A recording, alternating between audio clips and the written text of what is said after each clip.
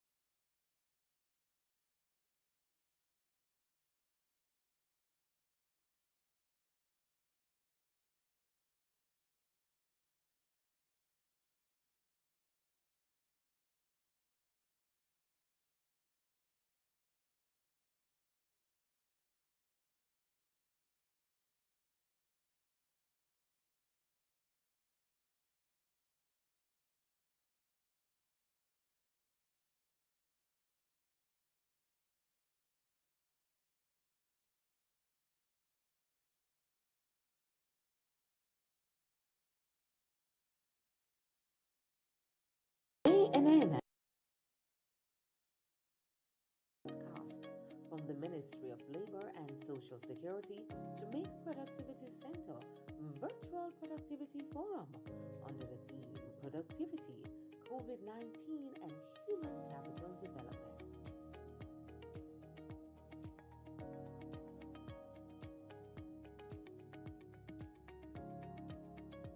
One, two, three, four, five, six, seven, eight, nine. Good afternoon.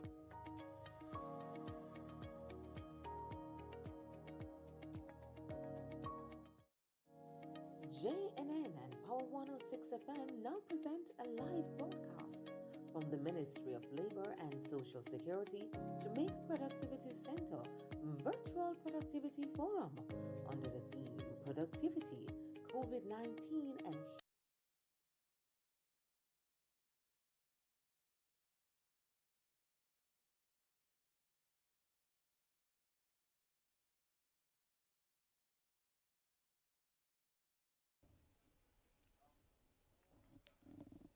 looks like it's a no mask.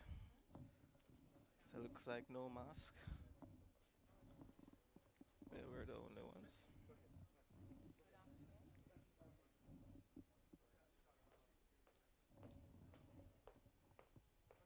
Are you hearing me? I'm hearing me. It's my pleasure. Can add, you can,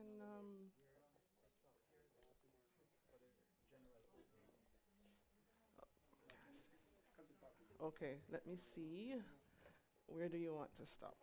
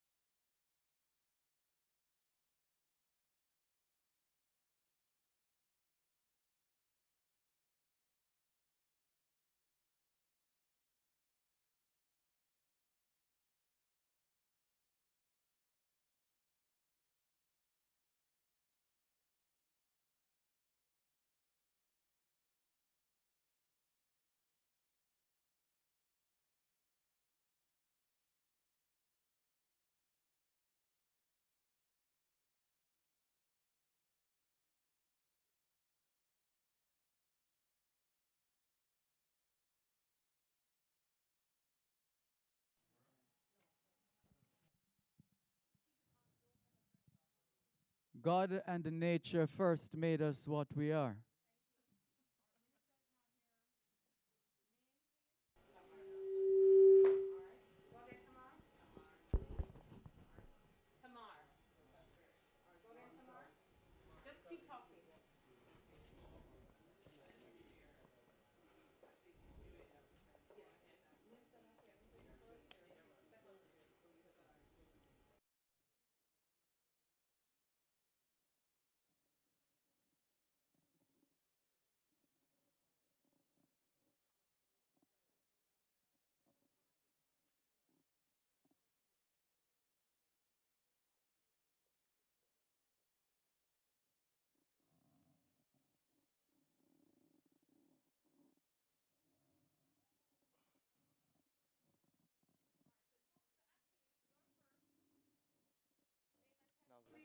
Oh, Novelet Denton Prince. I'm glad to be here. Okay. Dominic Summers, President.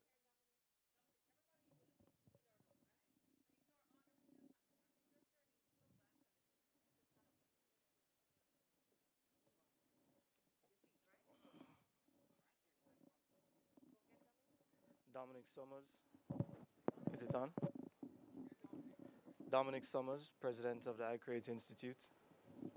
Hearing me? Good evening. Good evening, good afternoon. Very happy to be here. Needs adjusting. Dominic Summers, President of the I Create Institute. Sounds good. Lasonia Harrison. Lasonia Harrison, President-elect.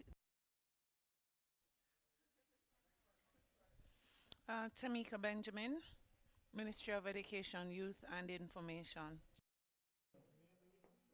Tamar Nelson, Chief Technical Director at the Jamaica Productivity Center.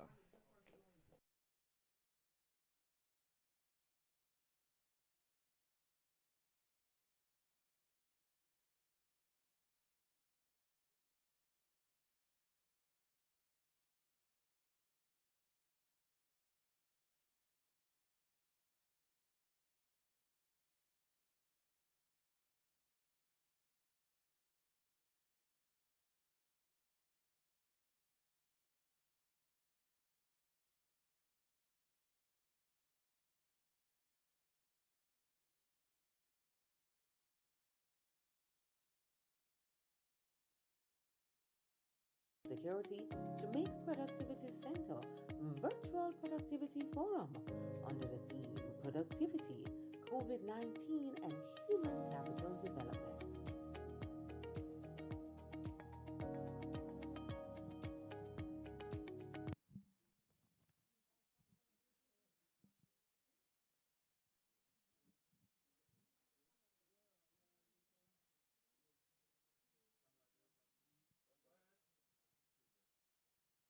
Hello and welcome to the Jamaica Productivity Center JPC Virtual Productivity Forum.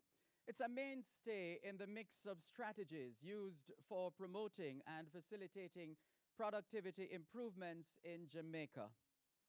Low productivity has been a challenge in Jamaica over the last decade. This has been exacerbated by the onset of the COVID-19 pandemic.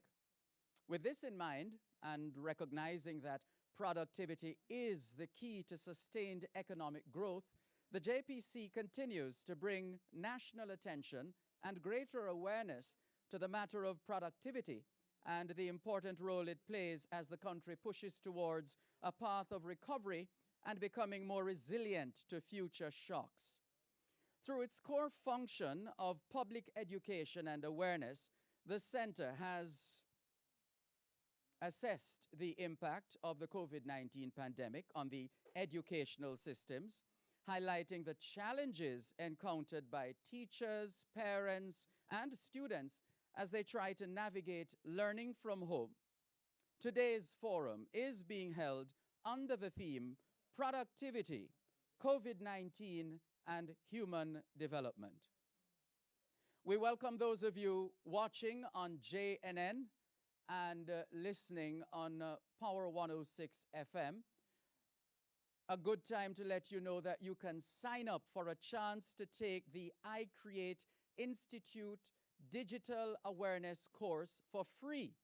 Spots are limited, so the first 500 people to sign up will be selected. Follow the Jamaica Productivity Center JPC on at least one social media page. To get the link to register, then use the link provided in the live stream chats. Check out the social media pages. On Instagram, it's at Jamaica Productivity. On Twitter, at ProductivityJA.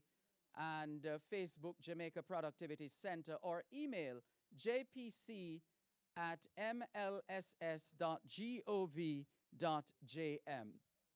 Would like to acknowledge the Honorable Carl Samuda, the Minister of Labor and Social Security, and his State Minister, the Honorable Xavier Main, Madam Permanent Secretary Colette Roberts-Risden of the Ministry of Labor and Social Security, Mr. Anthony Hyde, Chairman of the Board of the Jamaica Productivity Center, Mrs. Tamar Nelson, Chief Technical Director of the Jamaica Productivity Center, our panelists who will be properly introduced in a little while from now, and those of you watching and listening at home and abroad. We have an esteemed panel of experts to discuss, and listen keenly, you just might hear exactly what you're interested in and what you want to know more of. Productivity and the impact on education and human capital, current labor productivity and human capital trends. Solutions, best practices, how to manage the virtual classrooms, teacher-student engagement, current human capital gaps. Of course, we want to hear the success stories and the current local initiatives around areas of concern as it relates to bridging the gap. COVID-19 impact, response, and the JPC's findings from their survey. COVID-19 vaccination and the impact on labor productivity and education. The lack of devices, internet and technical skills, lack of parental guidance, innovative ways to improve levels of productivity in COVID-19 and beyond, and pivotal areas that will help the nation recover and become more resilient. We've laid the foundation, and so let's introduce the first of our panelists. She serves as head and a chief technical director of the Jamaica Productivity Center. She holds an MSc in Industrial and Systems Engineering from the Rochester Institute in New York. She holds a BSc in Industrial Engineering from the University of the West Indies, Trinidad, and is a certified Lean Six Sigma Sensei, CLSSS. You can Google that. She's a certified Scrum Master, CSM, as well as a certified Energy Manager, CEM, and a professional engineer, PE, with more than 20 years' experience working in both the public and private sectors as a business process improvement consultant. She has developed and delivered a number of improvement interventions, which also include energy solutions and training programs in the area of productivity improvement based on Lean Six Sigma principles, both locally and internationally, to more than 250 organizations. Her experience also includes training and facilitation, logistics, engineering and project management, energy conservation and management, business process analysis and re-engineering, inventory control, strategic planning, and warehouse management, to name a few. That's why she is the Chief Technical Director. She is Mrs. Tamar Nelson.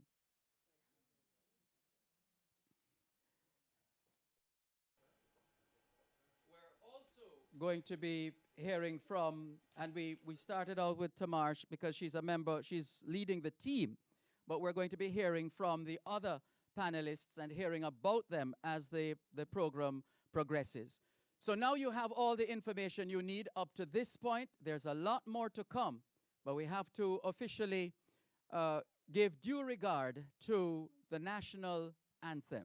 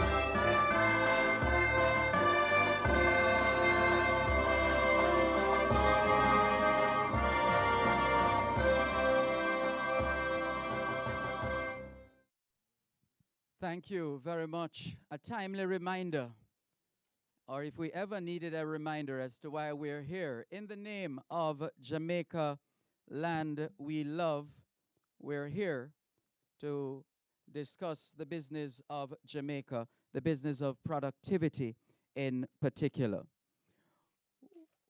We're going to begin by inviting the State Minister in the Ministry of Labor and Social Security, the Honorable Xavier Main, to bring greetings. Thank you, Moderator Mr. Derval Malcolm, panelist Mrs. Tamar Nelson, Chief Technical Director of the Jamaica Productivity Center, Dr. Tamika Benjamin, National Mathematics Coordinator for Tertiary Support at the Ministry of Education, Mr. Winston Smith, President of the Jamaica Teachers Association, Mr. Dominic Summers, President of the I Create Institute, Mrs. Novelette Denton Prince, Acting Managing Director of the Heart NSTA, and presenter Ms. Brittany Johnson, Research Officer of the Technical Assistance Service Unit at the JPC. Ladies and gentlemen, good afternoon. It would be remiss of me not to apologize for the absence of the Honorable Carl Samuda. I know when the notices would have gone out, he was listed as the person to speak here today. But due to circumstances beyond his control, he has asked that I deliver the message on his behalf. Now, the theme productivity, COVID-19, and human development is timely as we grapple with the response to the onslaught of the COVID-19 pandemic to build back Jamaica and to build it back stronger. This forum certainly provides the JPC with another platform to heighten the awareness of productivity and its related impact, not just on the economy of Jamaica, but also the lives and livelihood of its citizens and the role citizens can play in helping us to get back to normal. The JPC uses opportunities like this to share information and strategies that businesses, organizations, and individuals can use to significantly improve productivity every day. The impact of the pandemic on our labor market has been far-reaching, and this has led to a reduction in labor hours due to layoffs, ill health, death, and restricted movements, reduced demands for goods and services, disruption in supply of goods and services, slowdowns in the labor reallocation, significant reduction in the creation of new jobs, a change in employees' attitude towards work and the place of work, a shift in where and how we work, and it provides new opportunities to invest in and adapt to technology. Now, according to preliminary results from a perception survey undertaken by the JPC, it was discovered that respondents felt that flexible work arrangements increase their ability to be more productive, being able to balance work and personal responsibilities and complete tasks at their own convenience. Based on the findings, it is evident that there is a paradigm shift in the mindset of employees in Jamaica. Productivity is critical to the growth and development of any country. And if Jamaica is to remain globally competitive, then it will require a change in approach and mindset by all stakeholders from the various disciplines and industries. The government led by the Honorable Prime Minister through the JPC is actively developing a policy framework to build better awareness about productivity from a national, enterprise, and individual level. This approach will allow schools and organizations to become more aware of the importance of productivity in this competitive global market as we transition into the fourth industrial revolution. The Jamaica Productivity Center is working to ensure that the current and future labor force will have the skills needed to be competitive, innovative, and productive. These initiatives will help with the endorsement of productivity in our education and training systems, and ultimately with our human capital development. For primary, secondary, and tertiary institutions, the JPC will launch productivity clubs and productivity competitions. The second phase of the productivity innovation competition will be open to the general public. The winning ideas of the center's inaugural productivity innovation competition included an app to support mental wellness among employees, a well-thought-out waste management system, and a way to improve agricultural productivity through a program to give farmers access to local invention. The center will form and continue partnerships with educational institutions such as MIND, Heart NSTA, the Hugh Shearer Labor Studies Institute, the University of the West Indies Department of Economics. The targeted outcomes of these partnerships will include more research on the factors impacting productivity, including productivity in the curriculum of skill development programs, and offering productivity-centered workshops to the public and private entities. Come next January, the center, in collaboration with the Hugh Shearer Labor Studies Institute, will be offering a series of workshops on productivity management. The center will also be undertaking research relating to post-pandemic job recovery and job creation. Earlier this year, the government established a COVID-19 task force to assess the impact of the pandemic on our economy and to make general and specific recommendations for recovery and building resilience. The task force was led by Professor Neville Ying, and they engaged a wide cross-section of the Jamaican economy and stakeholders in their deliberation in order to get first-hand knowledge of the impact of the pandemic. The task force has found that a more people-centered approach is needed in order to achieve significant improvement in productivity. This approach, according to the task force, must be underpinned by 4 very important elements of transformative strategies for productivity improvement at the place of work.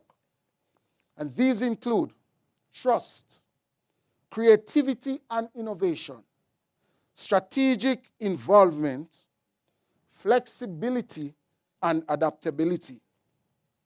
At a later date, I will go into the details about the findings of and recommendations of the task force that the government will consider going forward. But as it relates to productivity, APC will now have to conduct special surveys and consultations with different organizations in the public and private sector on the impact of COVID-19 on productivity and their responses in this regard. Design and promote a special people-centered productivity improvement strategy with related measurement techniques and metrics for both private and public sector organizations. Introduce productivity measurement and evaluations frameworks that businesses can utilize to measure productivity rates. This should provide guidelines on the best practices, skills, and tools necessary for productivity improvement. It should also encourage and provide technical assistance for holistic wellness, to include wellness programs, healthcare adjustments, stress and management programs at the place of work. In closing, I urge everyone to embrace productivity. The effort of the government alone are never enough. It will take a strategic partnership on the part of all relevant stakeholders as we strive to bequeath to the next generation a country that is safer, more equal in opportunities, gentler in behavior, and definitely the place to live, work, do business, and raise families. I look forward to a fruitful and engaging forum. Thank you.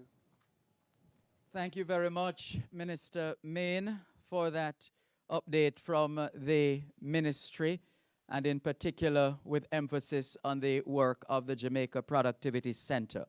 Well, we already introduced the lady leading the Jamaica Productivity Center, Mrs. Tamar Nelson, and we'll hear from her now. Thank you, Dervan, and welcome everyone.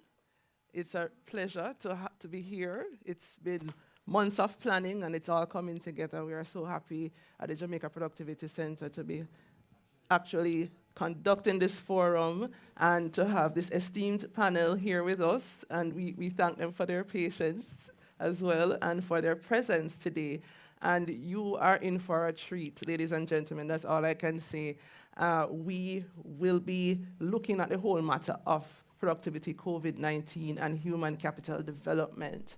And the minister has so very well laid the platform of why we are doing this. You know, people are at the core of everything that we do. And human capital has been, we would say, the hardest hit in this pandemic over the last 19 months or so.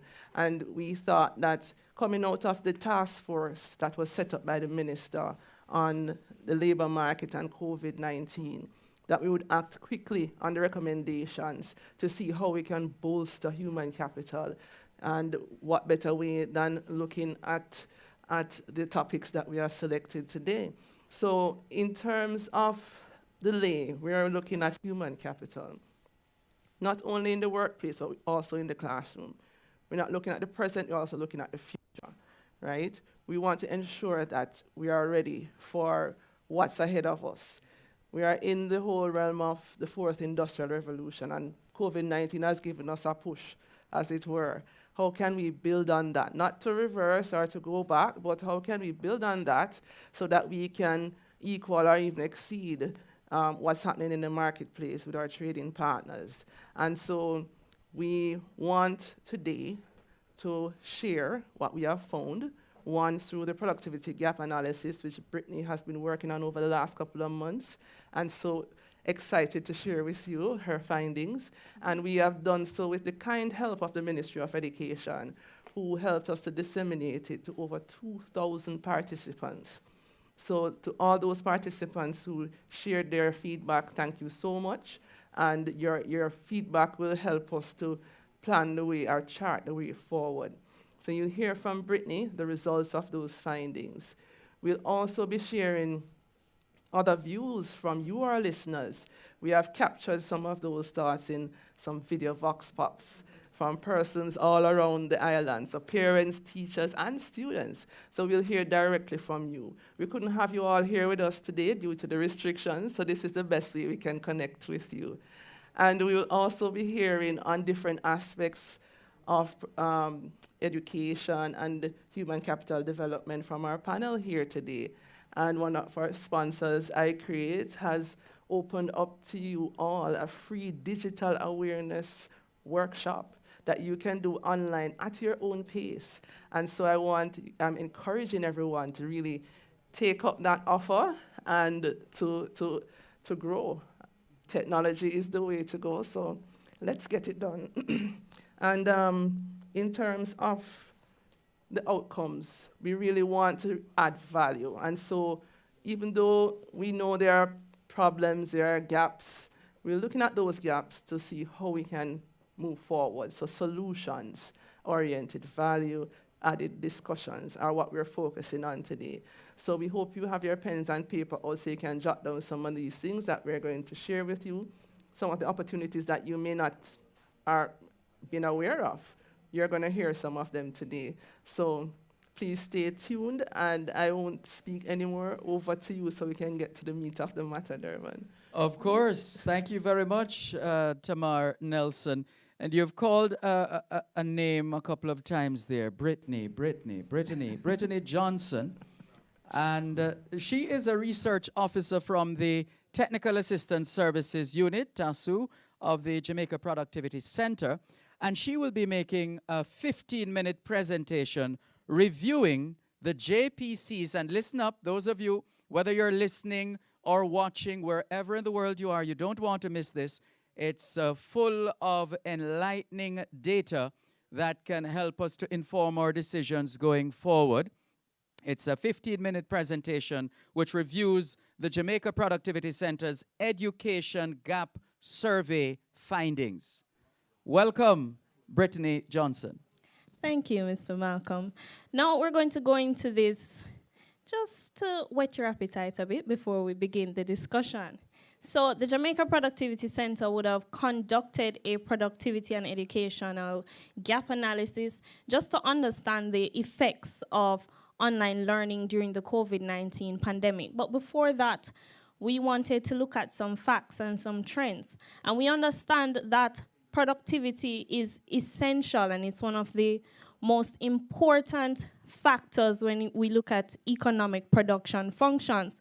And the analysis, both theoretically and empirically, will show that there's a positive relationship between human capital and economic growth. So we find that where educational attainment is increased, there is the increased potential for earnings for that individual.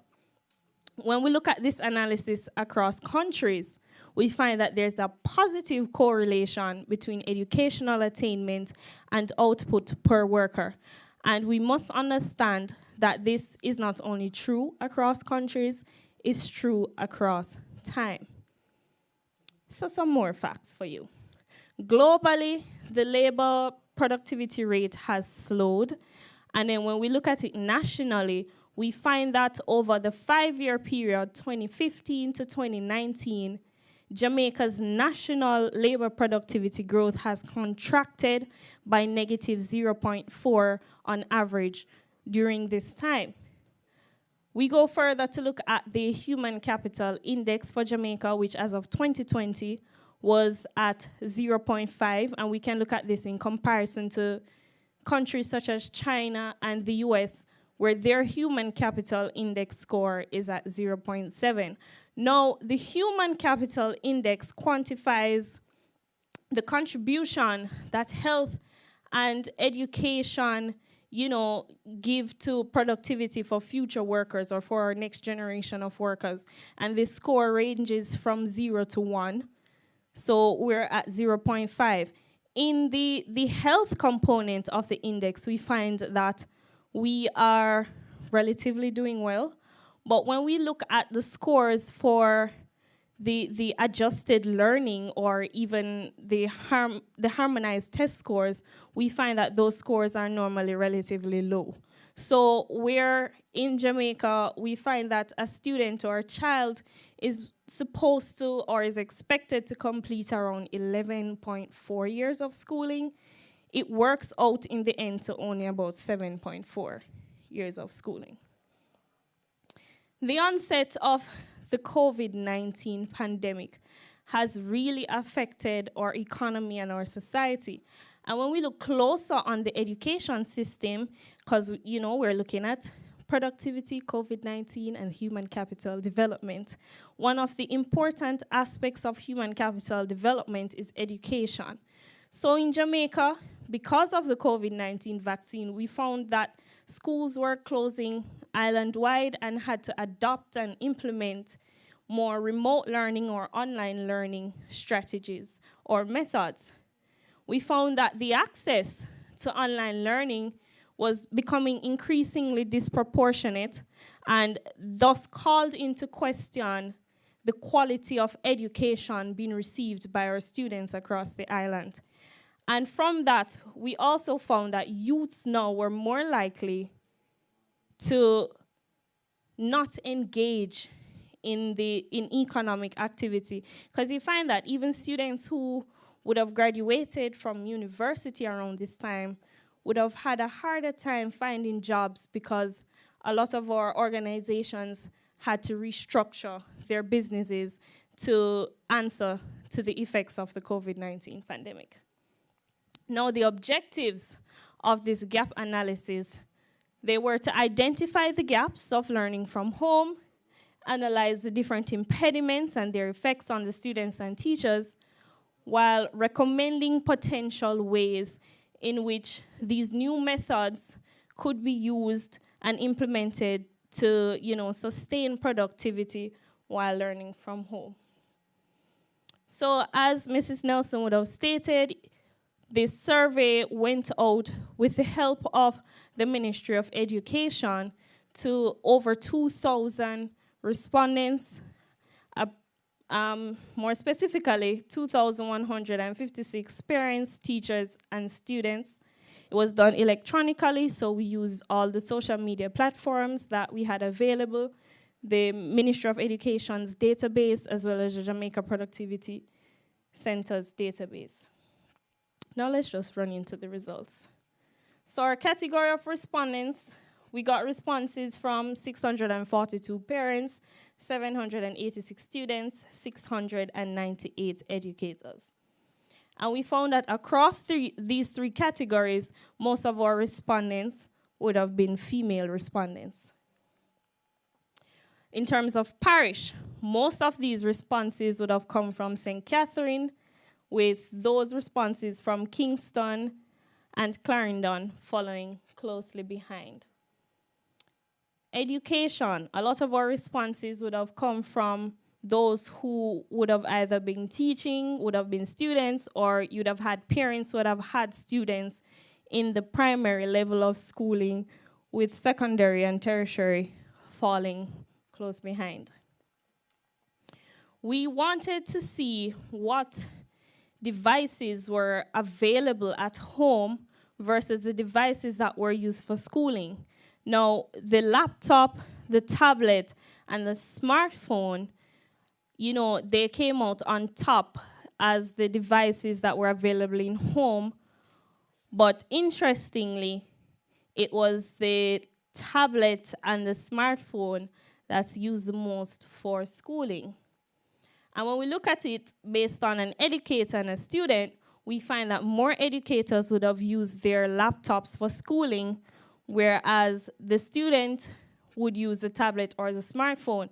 And sometimes we can see this coming out where some of the features from the desktop or the laptop, rather, would not reflect the features on the smartphone or the tablet. And there you can see some challenges there that would happen between the educator and the student. Thankfully, most of our respondents would have noted that they had internet access, with 94% being educators and 83% being students and parents. When we look at the parishes, all parishes would have had over 70% access. They would have said they had access to internet services. Now we ask persons to tick all that applied in terms of the learning platforms with which they were most familiar. And from this, the Google Classrooms and the Zoom platform came out on top. We get now into our comparative responses, and this would give us a deeper understanding of the perspectives of our students and teachers, and even some of the parents who would have been answering for their children. So I have enough resources to execute my classes or lectures, and we find here that teachers were more likely to say that they agreed or strongly agreed when you look at it collectively, but overall the general consensus was that they had enough resources. For those who didn't have resources, this is an average of about 50% or a little bit under 50%, who didn't have enough resources. It was in places such as Clarendon, St. Anne, and St. Thomas that would have disagreed with this statement. And we went further to look at the amount of children in each household versus the availability of resources for schooling. So we find that the students or the households that had more than 3 children wouldn't have as much resources or the availability of resources than those who had less than 3 children in their households. Guidelines were said to have been provided before starting the classes, and I'm sure a lot of you would have gotten your tutorials about how to use the different platforms, and this is showed here on the graph. So we found that for most of the students, the online tools were easy to use, and you know we're in a generation now where our young people love technology and you know we're more internet savvy, I guess. But we found that more students would agree here than teachers, but overall, the majority would agree or strongly agree that online tools are easy to use. We also found that most would agree also that they're able to communicate clearly with their students and teachers. Here now is where we see that online it's harder to gain or to grasp the concepts being taught. And this is where the graph shows that persons disagree with the statement that concepts are easier to grasp online. And they also strongly disagreed by the number of responses here that learning online is easier than face-to-face. So a lot of persons would rather to learn face-to-face than online. And we also found that it is harder for students and teachers to maintain focus during online classes. In terms of assessments, we found also that persons thought that the assessments were more. They got more assessments to do, more assignments, more quizzes online than if they were face-to-face. And the big question that was asked was if online learning should continue after the pandemic, and we got a resounding 67% that said no. But interestingly, of the 33% that would have said yes, we found that 53% of those that said yes were educators, 25% parents, and 23% students. And we go further to say that those who also said yes, of the students that said yes, 61% were tertiary students, and 26% secondary students, and 19% primary students. And we go to the recommendations, because we would have asked, how is it that we can improve? And with productivity, one of the main aspects of productivity is continuous improvement. So let's look at some of their recommendations. So they fell under these main areas: accessible internet for all, access to and provision of devices for learning, increase in the parental involvement and supervision of students, financial support, decrease in school hours to reduce the amount of time spent in front of the screen. Now, this is just some of the many responses that we would have received from this gap analysis. And I hope that this will help to clarify a few things as we go through the rest of this discussion today. Back to you, Mr. Malcolm. Thank you. Thank you very much, Brittany. I think you've already said tongues wagging, because in some instances, it's a question of who you ask, literally and figuratively. And so we're going to have to discuss that further. But thank you very much for sharing just a bit of the survey with us. At this time, we are going to, well, like I said, it depends on who you ask, right? Well, we spoke with some parents and teachers and students. Let's hear what they have had to say, or better yet, and most appropriately, let's hear their side of the story.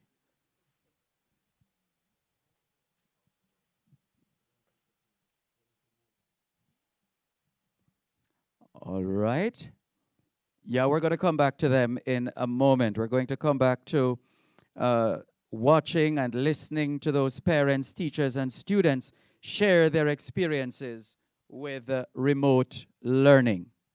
While we get ready for that, let's continue with the introduction. So you met Tamar Nelson already, and but have you met the representative of the Jamaica Teachers Association, the JTA, the most powerful lobby group in the history of Jamaica, the most powerful union in Jamaica? Am I saying too much? Sorry. Right, let's hear from the president-elect of the JTA, Mrs. LaSonia Harrison. She's going to say something, but first, let's tell you about her. She currently serves as a chief servant. That's a key word there, servant. Chief servant of St. Faith's Primary School in Glengoff, St. Catherine, and as we have indicated, President-elect of the Jamaica Teachers Association. She's a trained graduate of the Shortwood Teachers College. She holds a Master of Arts in Supervision from the Western Carolina University. She has served the education sector for 15 years, 12 of which were dedicated to serving the young ladies at Holy Childhood High School prior to occupying her current post. She's passionate about education and all matters relating to the sector. She's a true patriot, one who has never been desirous of living anywhere else in the world other than this rock, Jamaica. And she has pledged to the Lord that her skills and competencies that have, for the most part, been honed here will in turn be used to build this nation. It is her prayer and commitment to keep working that our country's original mandate be fulfilled to its fullest potential, that Jamaica may, under God, increase in beauty, fellowship, and prosperity, and play her part in advancing the whole human race. Here's Mrs. LaSonia Harrison to play her part in this JPC Virtual Productivity Forum. Welcome. Thank you, Mr. Malcolm. Thanks for having me. It's my pleasure being here. Great. We also have on the panel Senior Representative in the Ministry of Education, Youth and Information, Dr. Tamika Benjamin. She's the National Mathematics Coordinator, Tertiary Support Officer at the Ministry of Education, Youth and Information. In her capacity, Dr. Benjamin is responsible for the development and implementation of policy designed to improve the teaching and learning of mathematics in Jamaica. Dr. Benjamin also supports the work of the ministry through the tertiary unit by managing the tertiary personnel unit and the tertiary students assistance program. For the past 25 years, she has served the Jamaican education system at all levels. 25 years. She hardly looks 16. Dr. Benjamin, well done. But she has served for the past 25 years the Jamaican education system at all levels as classroom teacher, principal, teacher, educator, and researcher. She played a critical role in the establishment of the Caribbean Center of Excellence in Mathematics, a research institute of the Micro University College, where she served as director for a period of 2 years and conducted research on pre-service teacher education as part of the International Comparative Study of Mathematics Teacher Education. Once again, ladies and gentlemen, boys and girls, wherever you are in the world, we just introduced to you Dr. Tamika Benjamin. Thank you. Good to... Oh, we're ready now for the... Oh, I get you. Oh, I have to get used to the signals. The minister would love to stay with us, the Minister of State in the Ministry of Labor and Social Security, but you know how it is. Lots of meetings, discussions, engagements. We're grateful that he has been able to spend a few minutes with us, and we thank you very much, Minister Xavier Main, for your time, and we wish you all the best for the rest of the day. But I'm sure whatever you do after this will be done well, because you would have been energized by the high level of productivity in this room. Thank you. Thank you very much.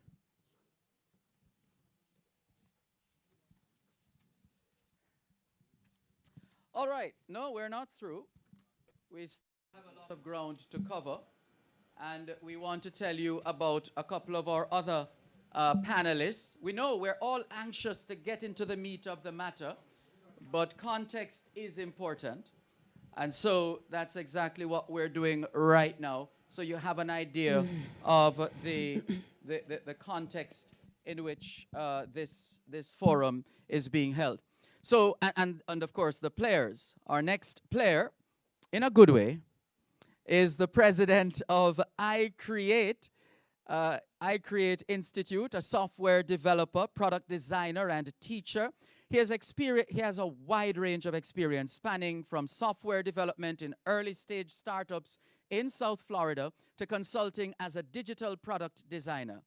As a graduate himself of a coding boot camp, he brings first-hand experience of the opportunities skills-based training programs can present and how they can be used to create, right? You create, I create, we all create. Hello, Dominic Summers. Good afternoon. Good afternoon. We are ready now to hear about the managing director of Heart NSTA.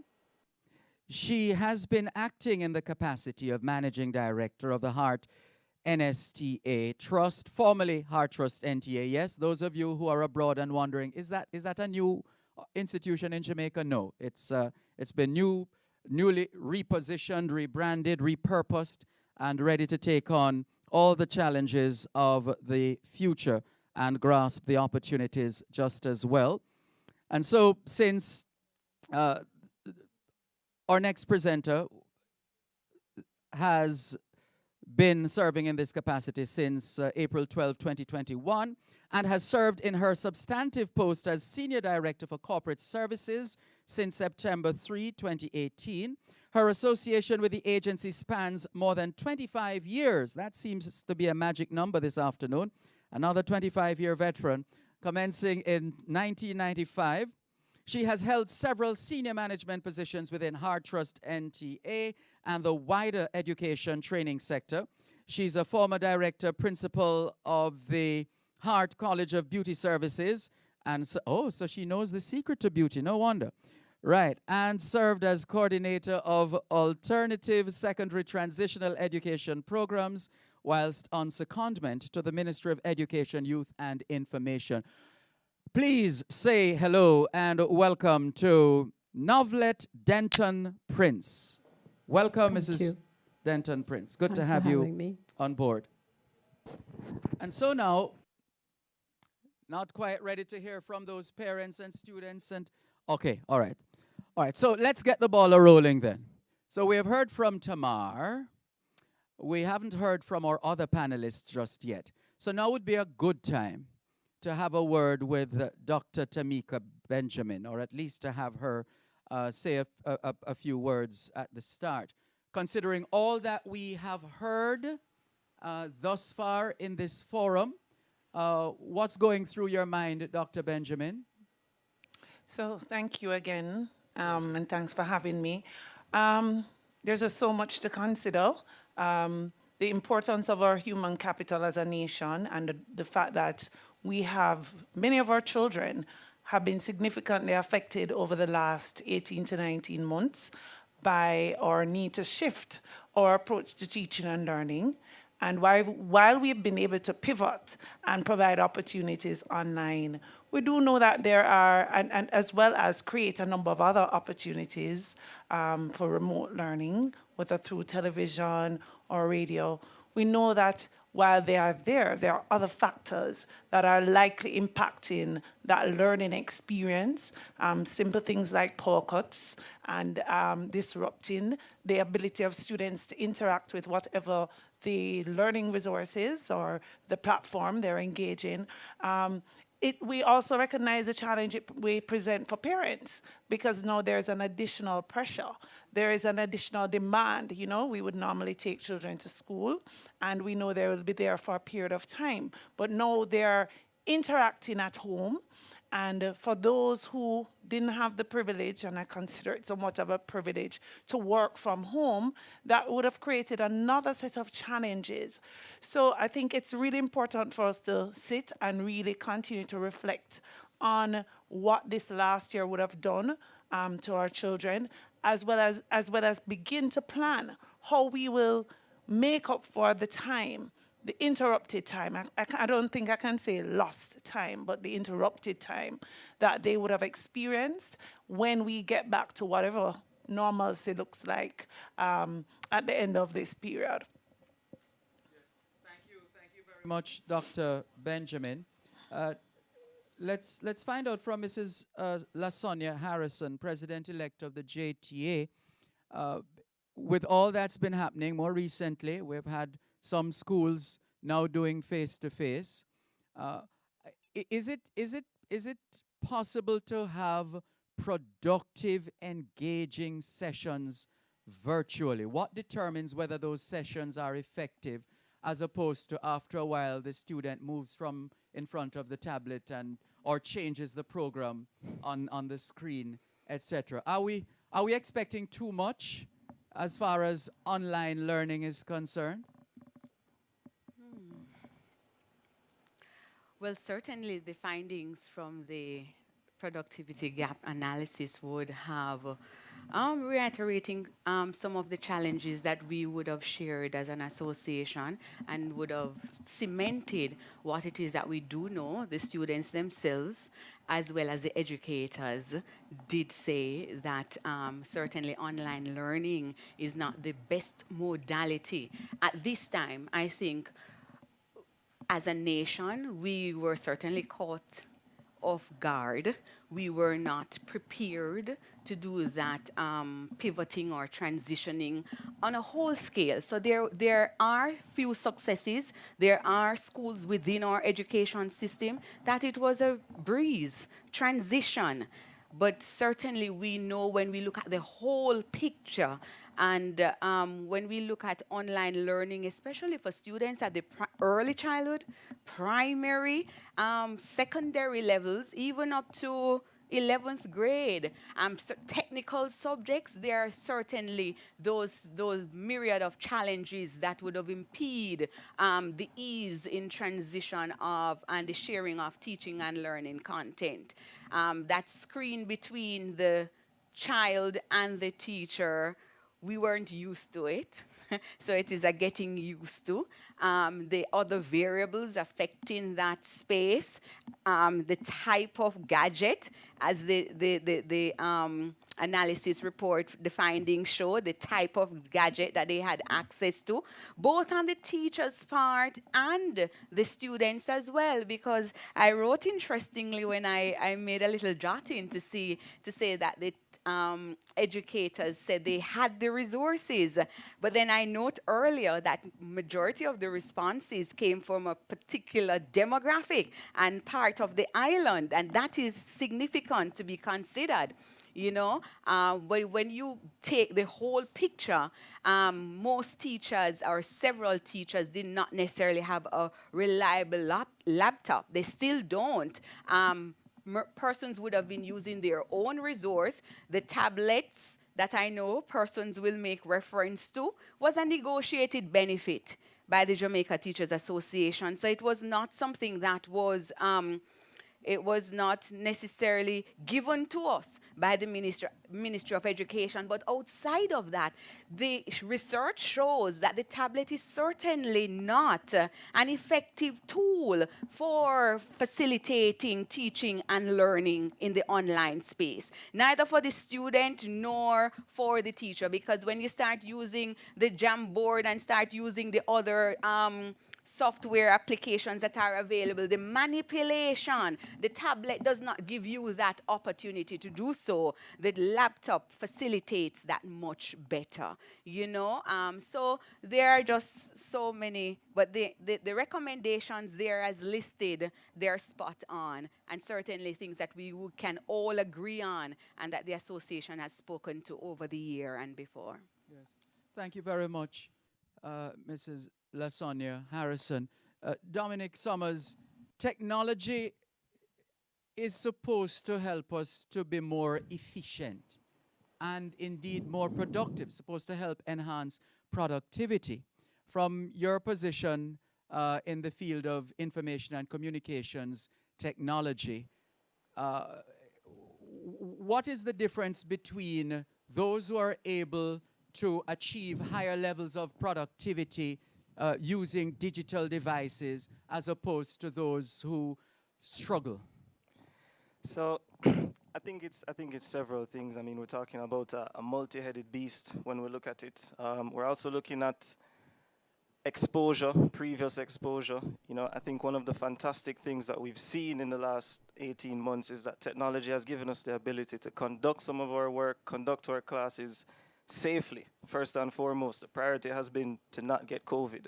And I think we have to realize that a lot of the technology that we're using and the Zooms, the Microsoft Teams, the Google Classrooms have served their job to the point of allowing us to continue in some essence while keeping that safe distance, so first and foremost. But we see the disparity in terms of students and in terms of people who are already exposed and already had these devices, already had laptops, already had high-powered tablets, you know, that could allow them to do a lot of these things, and how much of their work and how much of their life they were previously conducting using this technology. So it's not so much a matter of has there been new technology and what the resources are, but it's also a matter of the resourcefulness and the usefulness and your ability to put it into use and to practice using it even before we were called upon and the entire world shifted to virtual, remote in and of itself.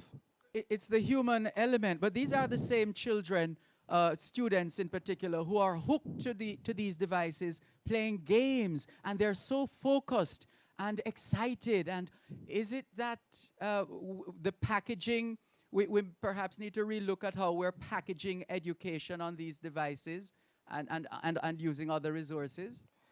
And I mean, I guess it's also a case of because it was used in a certain context.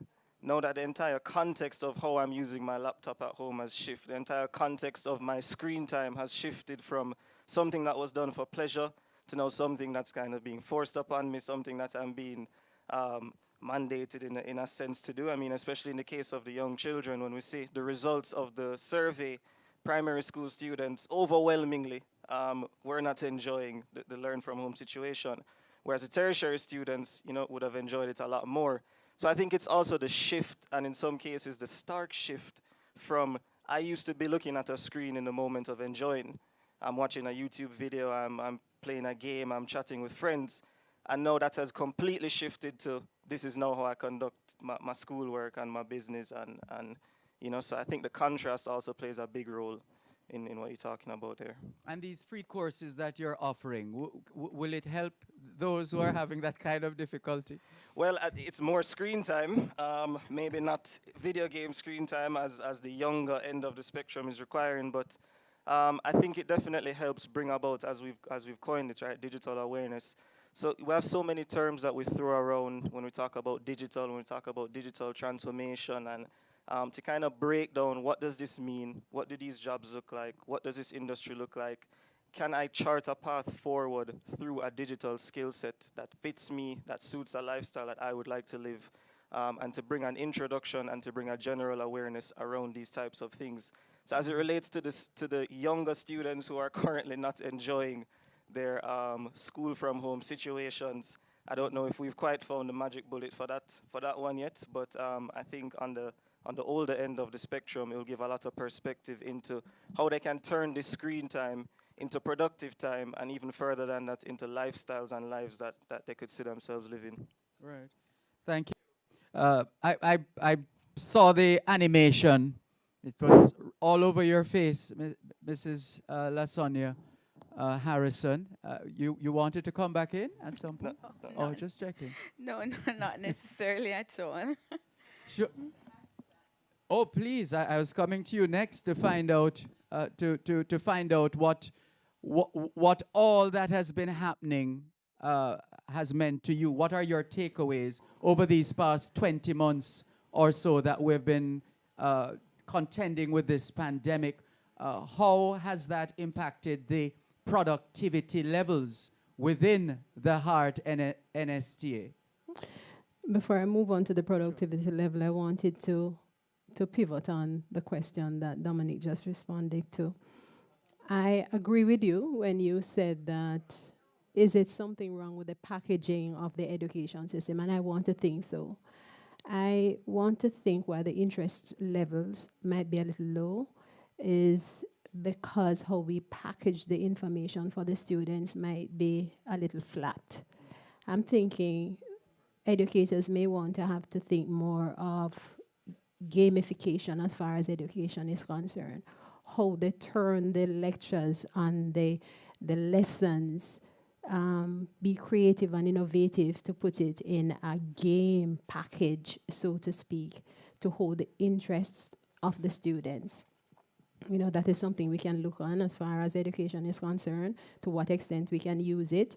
We may not be able to overdo it because you have to be careful when you're talking about outcomes and deliverables that you're looking at, and you might not want to turn the class into a whole game arcade. But at the same time, there are aspects of the technology that you can use to make the lectures and the lessons a little more interesting, to keep their attention and to hold them just as if they were playing a game, that kind of attention. You also asked about the productivity levels as far as HEART is concerned. HEART, like any other organization, has been impacted by COVID-19. You know, we are going through the trenches. We are not out of the pandemic as yet. So some of the things that are happening now started 13 months ago, and we still continue to feel some of the effects of them. You know, we as an organization had to shift our working hours based on protocols, and we find that it forced a number of our employees to be much more creative in how they deliver the lessons. You might be saying to yourself, Mr. Malcolm, how can that happen in a HEART? It's a skills training organization. How do you transition to online learning? But we managed to do so. You know, there are simulation exercises that we incorporate in the training. And there are also very, very creative ways in which we embrace our assessment of students. So we are pivoting, but of course, there has been some incremental impact, negative of course, on productivity levels as far as COVID-19 pandemic is concerned, not different from any other organization. We have found also that in our training, there are certain skill sets, or there are certain skills that are more in demand right now. And we're using this quote unquote downtime to prepare and to build the capacity and get the necessary resources to be able to deliver some of these courses. IT is very popular, as Dominic can tell you.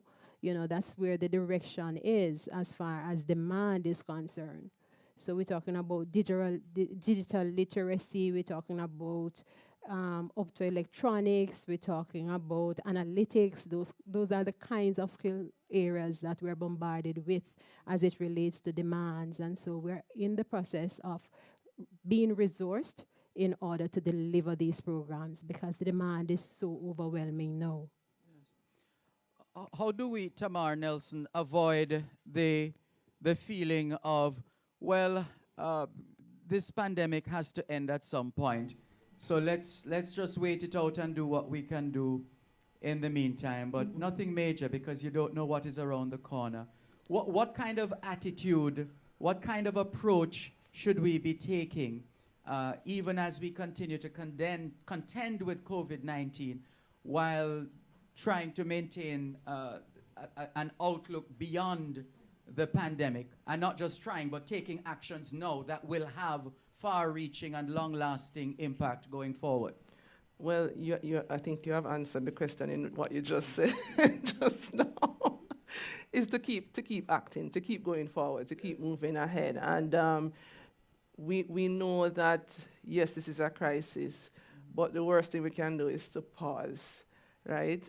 There are opportunities within a crisis, and what we have to do is to really take the time to step back, look and see where those opportunities are and to capitalize on them and to make the shifts necessary. It's not, you know, when we look at where we are, if we just stop, others will go right ahead and we'll be left behind or out, right?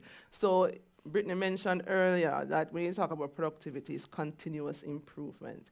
So if we are doing the same things now that we were doing pre-pandemic, then something is wrong. We're not improving our productivity. we have to constantly be adapting, being flexible, being agile to the changes in the environment, and the environment has changed. And so we also have to change. And that change would mean changes in the way how we do things, the way how we manage and utilize the resources that are available. Possibly a lot of the platforms that we are using today, we had them pre the pandemic, but we weren't utilizing them fully. And now the world is digital, the future is digital, and the future is also hybrid. So we have to also take into consideration persons who are remote and how we conduct business and interactions and education in that new realm, and to equip ourselves with the knowledge, the skills, and the skills may be technical, but they're also soft skills that needs to be considered, which would include, critical thinking, problem solving, and in the workplace, it's not just leading, you're now more coaching, right? Now you're dealing with persons probably in different countries, teams in different locations. How do you manage and keep everybody connected, collaborating, and improving productivity? So, with a hybrid situation, collaborating and getting those innovative ideas are a little bit harder. And in a hybrid situation, you also have the challenge of persons that blur between work and home, between school and home. That divide isn't there anymore. So there has to be changes and approaches in how we look at things, as was mentioned earlier, so that we can actually not burn out, but to survive and thrive in this dispensation. But what's the evidence so far, whether here in Jamaica or elsewhere? Can you really be productive working from home? Absolutely. Yeah. Absolutely. And, I mean, the distractions notwithstanding, the refrigerator nearby, etc. It's a different approach. So you're going to hear the dog barking and the neighbor cursing somebody, probably using some words you wouldn't want others to hear.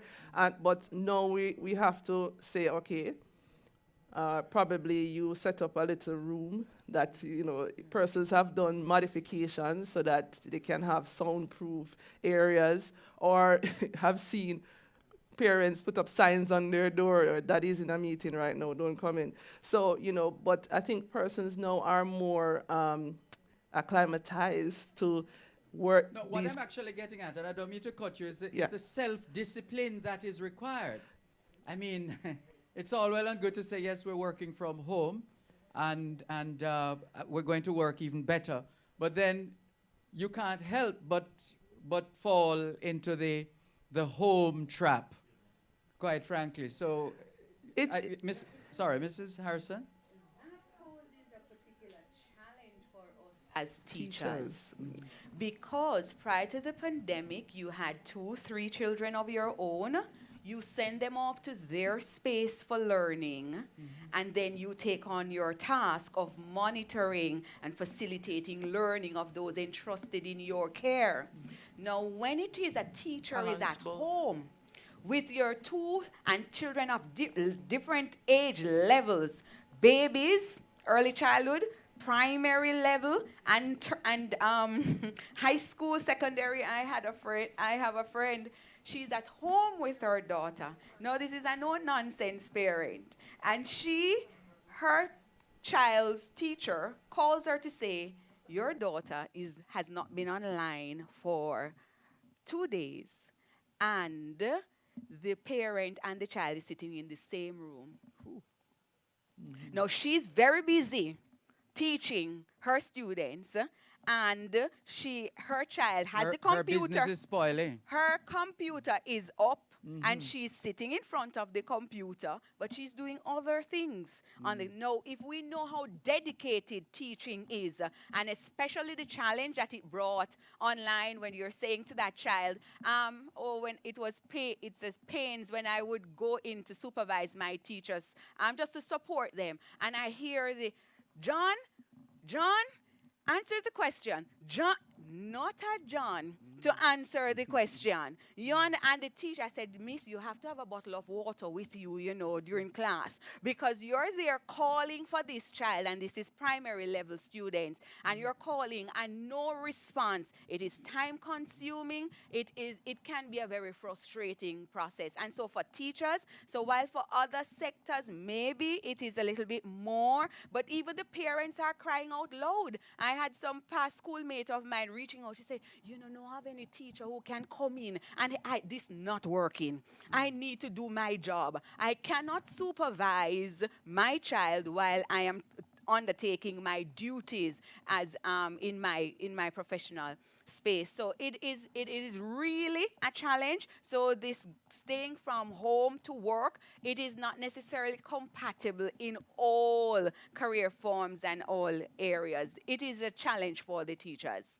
And of course, the other component there, Dr. Benjamin, has to do with all that we've been learning about learning loss or learning gaps. And I'm dreading, if I'm still alive a few years from now, dreading on the one hand, and on the other hand, sort of curious to find out what will become of this generation of children who have been so significantly impacted by the vagaries of COVID-19. And a lot of them were already struggling, not least of all with mathematics, Dr. Benjamin. How can we pull this back? Can we, or do we have to, will we find ourselves in a situation where we're always trying to catch up, but not being able to because of the gap getting wider every day? Well, let me answer the question. Can we? And I'd answer that by saying we have to. I don't think we have a choice. The issue of learning loss, or I think for us, we try to think a lot more of the gaps, which really would be contributed to those students who get on today, not tomorrow, miss 2 or 3 days, or they may be on and they miss half of a lesson. So you really have no sense of how much they have actually accessed. And that will create issues in terms of what they've learned. You started the concept, they missed out, or they came in at the end part and they missed the beginning, and that sort of a thing. There are a number of things we're going to have to do, and I think the most important thing is that this is going to require home, school, and clearly the ministry working very closely together. We have to continue to assess where each child is, and that's probably the greatest challenge, but I think we're up to the task of it, because it means that all of us are in the same class with the same teacher. All of us are at totally different places because our experiences may have been different. I think we've started working out a framework that will help schools, school principals, teachers, be able to assess and then figure out how they're going to support each other.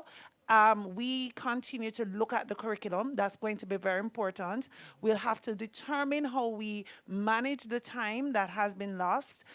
Remember, it's not the entire time, but we have lost some, and how we will help to get our students back on track. There are lessons to be learned from other contexts around the world.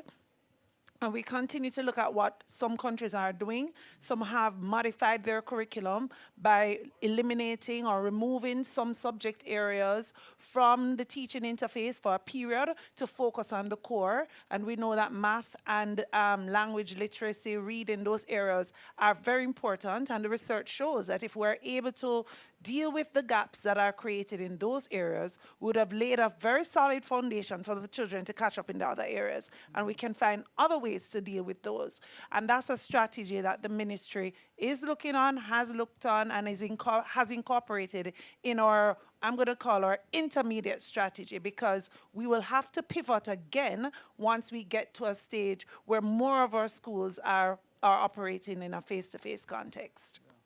Still a lot of work to be done. I gather we're ready to hear from the teachers, students, and parents.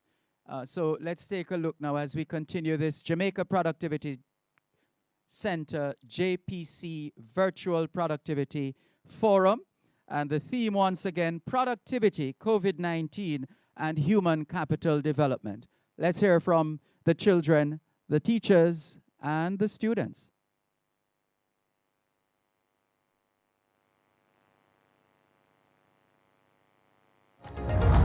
I find it more challenging than rewarding.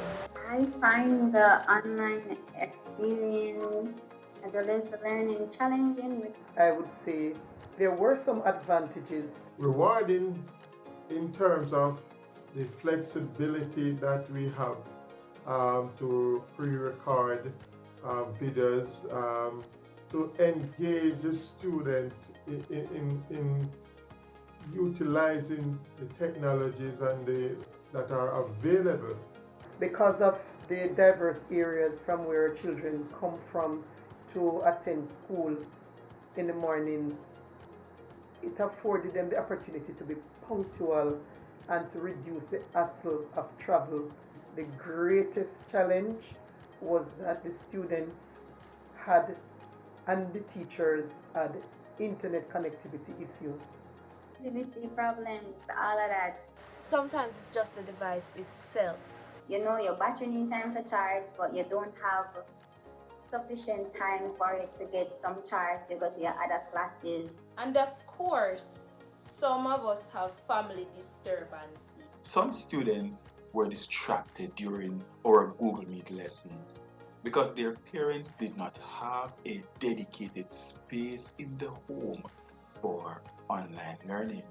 Challenging because my internet connection is not consistent. Can be rewarding and suitable for some learners. I have spent many hours encouraging students to attend online classes. The school, didn't have an online process that was implemented to facilitate learning.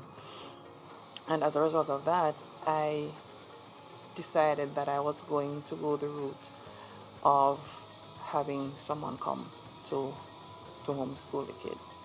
So the online experience, it was non-existent for my kids. Distraction from social media. Of course, a lot of times when parents would think that their students were in class and focused, they were pretty much watching status, posting status, being on Instagram and many other platforms. Accountability for students' work is harder when you can't always tell if your students are completing their assessments independently.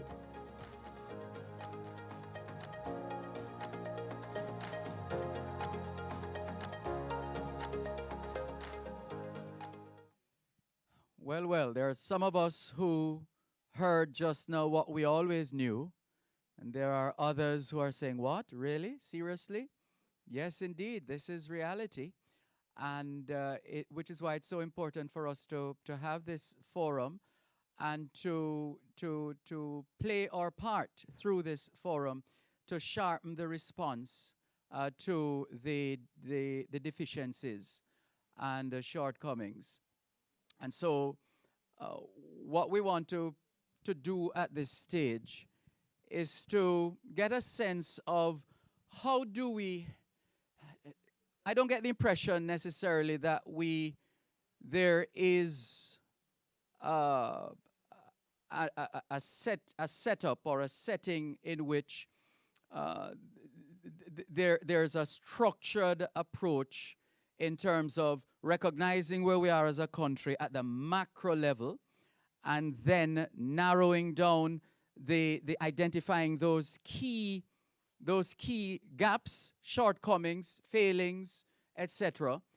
And then now to get, we have a lot of competent Jamaicans, get a couple of teams together, both within the system and those who can help to support the system, so that we can stop, as I like to say, stop the bleeding, right? If nothing else, as opposed to sliding away. But surely there have been some positives coming out of this, or perhaps some positives that with negative connotations. Because, for example, if I am being tested in a way which is unlike the professional way, where you're not getting help to the point where somebody's doing the work for you and then you pass it off as yours. We don't know the extent to which that is that is widespread or just few and far between.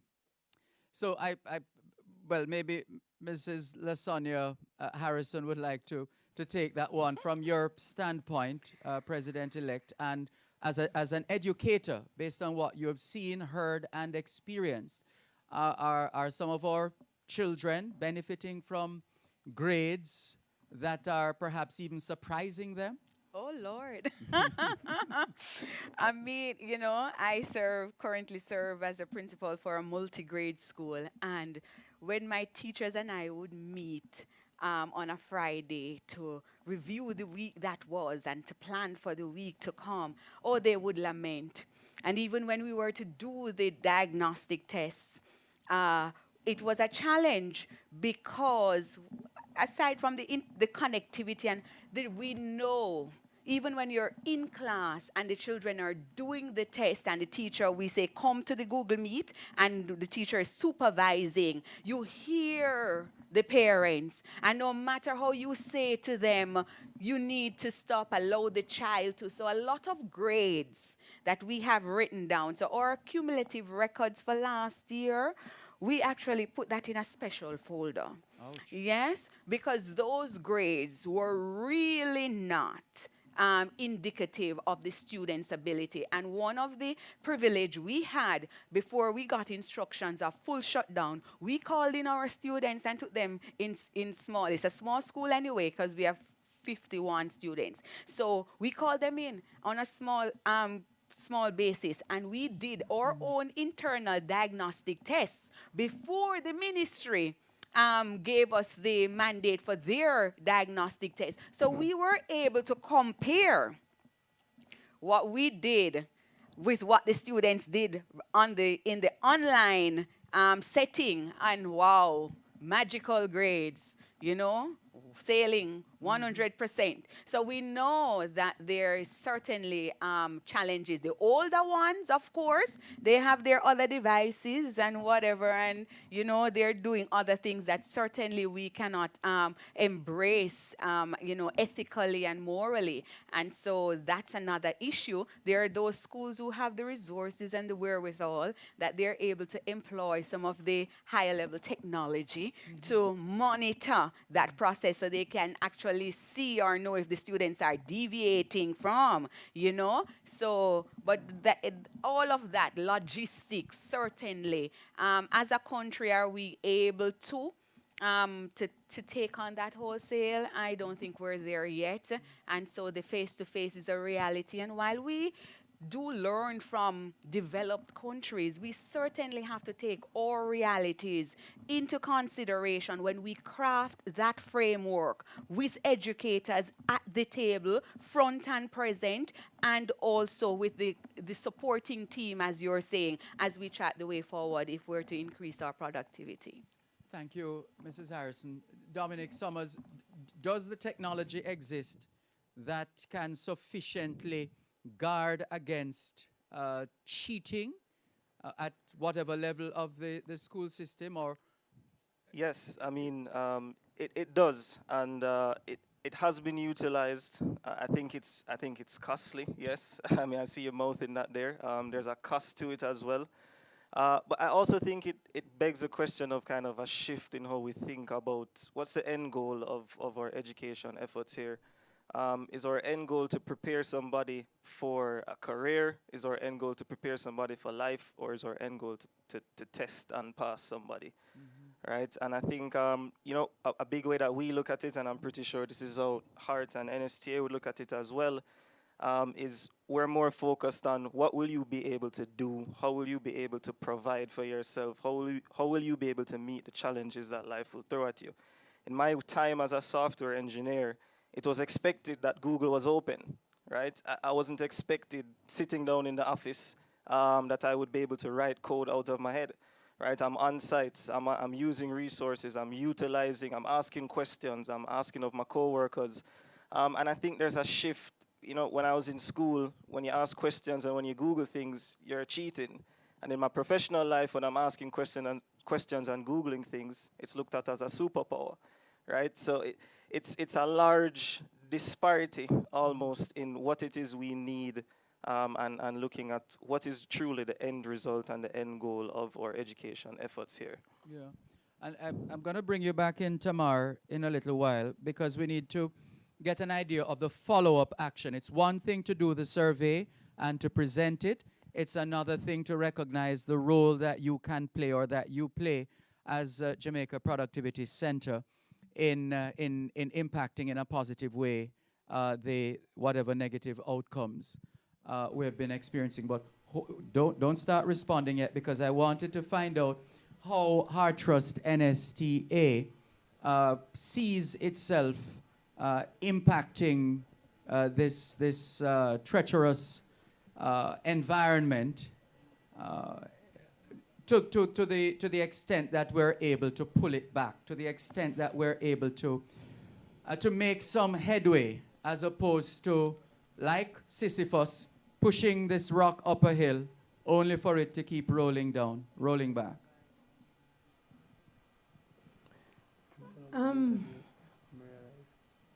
It's a large one.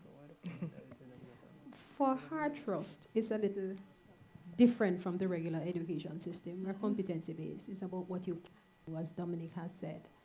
And so even our methods of assessments, they're very different. You know, we're not confined to a test. It's about your skill set. And there are so many creative ways that we have been using to assess persons' competence. You see them doing the job or see them doing what they're supposed to be doing. And so even though some of the issues and the challenges that were outlined by Sonia and Tamika, we do have them, but not to a great extent like what is being experienced in the education system. Not as treacherous as is now in the education system. We are predominantly adults, persons that the education system is dealing with this target group. They're children, really, you know, very malleable ages. These are adults, more focused, more workforce, trying to be workforce ready to earn. And so their approach and their thinking to training is very, very, very different. So we're able at Heart to introduce different methods to train and also to assess, and find that it is very receptive. When I look at the numbers that Brittany had demonstrated a while ago, if we were to look at just predominantly Heart students, we would have some of the switches the other way around. Just a few persons are still wanting to come face to face. The reality is, with us at Heart, our target group, these are persons who are in the workforce, most of them. And so they welcome not to be in school. A matter of fact, they're more towards work-based training than being in a classroom. And that has been our dilemma for some time. So we have been shifting the focus to more work-based training than a classroom setting. So this works well for us, for our target group. Okay. So as I've said, the numbers for Heart would be shifting if the research was predominantly Heart. We didn't see COVID coming, but the gaps that have been exposed by COVID, not that COVID created the gaps, they were there before. The gaps that have been exposed by COVID just make it even clearer to us where we really need to focus on as far as training and certification in Heart is concerned. We're not about setting up classrooms. We're more about collaborating and partnerships and to see how we get the training in the workforce rather than a classroom setting. And we find that that is working for us. For the education system, it might be a little different and might be much more challenging. And then that's where investments have to come in and partnerships have to come in, because some of the kinds of technology that they will need to address the challenges that were identified, they're going to be costly, but we don't have to bear the cost if we know how to partner. Each and every one of the challenges that has been exposed a while ago, there is a software that can address it, right, Dominic? Each and every one, but they're very expensive. So it's about how we collaborate and how we partner, you know, as a country to put systems in place and to put resources in place to address some of these, what we know call challenges. I want to think them as real hurdles, not necessarily a treacherous challenge, but hurdles that we can we can go over if we have the right strategies and approach, collaboration and partnership. Tamar earlier on mentioned something, and this is what I want to bring to the table also, Mr. Malcolm. It's about the skills that we need in this COVID. I hate to say post-COVID because we're not post-COVID. We're still in the trenches in this period. For us, in addition to teaching technical skills, what we have been doing to build resilience is to augment the technical skills with some soft skills, which are helping, or you teach people to manage themselves, which is very, very important. How you lead persons, the kinds of leadership that we're looking for in schools and in corporate right now is different from the leadership in 2019 or 2018. 2019-18, we were boasting contingency leadership where you lead based on situation. Right now, we have to deal with agile leadership. Yep. How you collaborate, how you partner to get the work done. That kind of leadership that looks at building and encouraging, as Tamar says, motivating and coaching persons and nurturing. That's where we need to go. So how we lead in these institutions, we need to change that mindset also. So, and this is a grand opportunity to do that in this COVID trench that we are currently in. Yes. I think we have another Vox Pop coming up, but just so we don't forget, Tamar, the follow-up action, having done the research, surely it's not going to just end up on a shelf somewhere to say you did the research, is it? No. And, one of the things we have to do is to rethink and refocus our strategies. And we have to do that constantly. So once we use the data to make decisions based on facts and not opinions. And one of the things that we have done, and I think Minister mentioned it, we have already started our discussions with Heart Trust NTA. And we are looking to continue our collaborations. We have had a very close relationship in over the years, and we hope to strengthen that so that we can, actually get productivity into the workplaces and into the minds and hearts of persons so that they see it as a part of what they do and to understand it a little bit better. We are also looking to expand the program, our internship program. We see probably close to 30 interns from various institutions per year at the Productivity Center. We always have students with us where we transfer knowledge to them, get them hands-on experience of how productivity works. And it has been a win-win collaboration so far. We collaborate with the University of Technology, the University of West Indies, and different other programs throughout the years, and it has been truly rewarding for them and for us. We also want to roll out, and we have the plans in place to collaborate, and the Ministry of Education has shown interest in this collaboration to roll out the productivity clubs in schools. So we have tested productivity in schools, and the energy is just phenomenal. When you get those minds together working on a particular area of improvement, the results are just astonishing. We did it a few years ago, and schools were able to see reductions in electricity costs, paper costs, water usage going down just by implementing a productivity program in the schools. And so we want to expand this so that more schools can benefit. And our innovation competitions, we tested it this year, and Minister Min shared some of those findings from that. And what we want to do is to really get persons on board to help to sponsor some of these ideas so that they can be tested and implemented, so we can really reap the benefits of some of these competitions. So we are also partnering to boost our research activities with the universities and other research partners to further look at measurement. We want to develop that measurement culture in Jamaica at every level so that we can be very targeted and specific. So it won't end here. This is just the beginning, and we continue to focus on human capital and productivity growth at the Productivity Center. Every time somebody mentions measurement, I think of that quotation. I think it's Dunwebby, I've heard with it. What gets measured gets done. What gets measured gets done. I see the hand going up, Mrs. Harrison.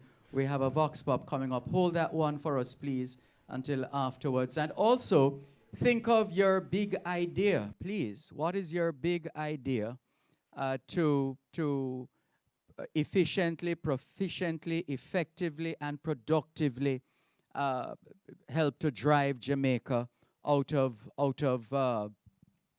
of this pandemic in a better position, to a better place? Perhaps you could give that some thought. Yeah, that big idea that could make a difference, and within a reasonable space of time as well. Right? So as you think about that, and as Mrs. Harrison jots down her question, I know she won't forget it, or her input, she won't forget it, so we'll come back to that afterwards. But we're going to another break as you continue to listen to this Jamaica Productivity Center, of course, under the auspices of the Ministry of Labor and Social Security. It's a virtual productivity forum, and it's being broadcast on JNN and Power 106 FM, plus all the social media platforms are up and running for the Ministry of Labor and Social Security, Jamaica Productivity Center, JNN as well, etc., etc. And of course, check out the iCreate digital awareness course, the digital awareness course. Make sure you get in on one of those. About 200 or less left. Oh, it's 500, but I gather they've been going very quickly. Yes. So I hear we're under 200 now. Fantastic. All right. Let's go to the Vox Pop and come back in just a moment.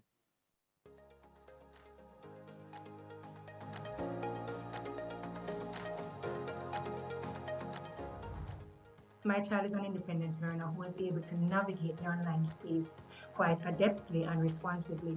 But my biggest challenge was watching him struggle in the beginning and at other times throughout the year to cope with the disconnect and isolation that can accompany online learning.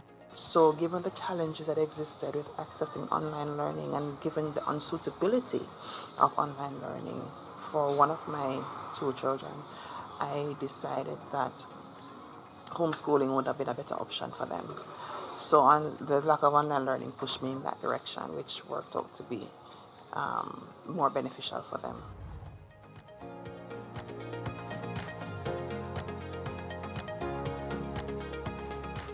Students and teachers need to have functional devices paramount. Secondly, internet connectivity needs to be greater. The poor internet connection that is available in this area and sometimes is non-existent in other areas cannot allow for effective learning. I think the greatest resource that is missing at this time is e-books. I mean, all textbooks for students, I would love for these to be in electronic format and be made available to all of us teachers as well as students. Supervision may be required for students will depend on various factors ranging from the needs of the learner to the type of activities in which they are engaged. Now, as we can imagine, students who are younger, students who have learning challenges or special needs, or students who require more teacher-directed instruction will require additional supervision in comparison to others. And this supervision, I believe, should be more active rather than passive.